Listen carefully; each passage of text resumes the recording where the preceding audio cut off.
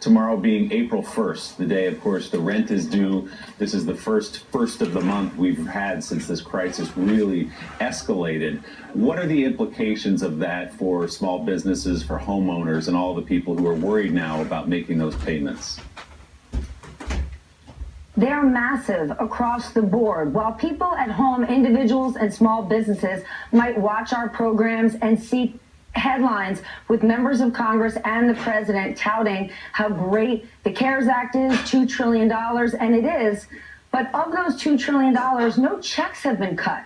Talk to anyone in New York State, right? People trying to file for unemployment right now, it's a two-step process. First, you've got to go online. These websites are crashing over and over. Then you've got to make a phone call, and the lines are busy. And whether you're talking about New York, California, Connecticut, take your pick. These governors are saying we are frantically trying to hire retired employees that we used to have. We're staffing up to solve for this, but it hasn't been solved yet. And those small business loans that people are so excited about, those paycheck protection loans, which are essentially these short-term emergency loans for businesses to get them through this period and potentially have them completely forgiven, well, they're not even set up yet, and you can only get one through your own bank. Those 1,800 banks working with the SBA, they don't even know the details yet. So there's a huge amount of lag time, and bills are due tomorrow. Now, you could call your landlord, you can call your credit card company and try to work something out, but there hasn't been a federally mandated national economic holiday. We have to pay our bills tomorrow, and that's just the way it is. Yeah, Steph, I'm thinking about all those small businesses that anyone watching this show has been frequenting all their lives. That little restaurant or the bagel place in Jersey or the dry cleaner who are struggling right now and looking for some federal help and wondering what life is going to be like on the other side of this crisis. What is the best hope for that restaurant that's got a sign on its door that says, we're closed for now, but we'll be back soon, we hope?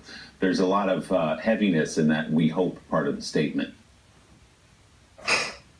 Well, twofold. I mean, these loan programs are expansive. They could be hugely helpful, but they're not there yet. And people need to pay their bills immediately. Now, if you remember when the president spoke on Sunday, he was saying that he spoke to Wolfgang Puck and he spoke to Daniel Boulud, and he's like, we're going to bring things back to the way they used to be. People are going to be able to deduct those things, expense them. Okay, if what the president is talking about, rules where you can entertain people, where companies can, and spend more than $100, well, that would impact huge, fancy restaurants. But the mom and pop establishments that you're talking about, when you think about all those people who are losing their retail jobs, these problems are real and they're not going to be solved overnight. And one other point I want to make is when the president signed that bill into law, he added a statement which basically makes things more hazy around corporate oversight.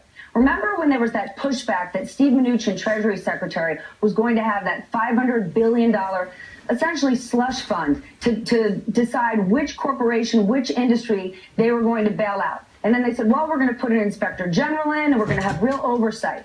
Well, the president had an additional signing statement that basically said, I'm signing this bill, but there's some elements in here that are either unconstitutional or they infringe on my executive power, and I'm not down with that.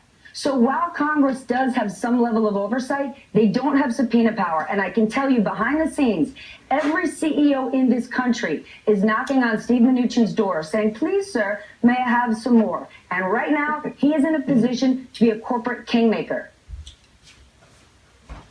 Absolutely. Stephanie Ruhle covering every angle of the economic crisis.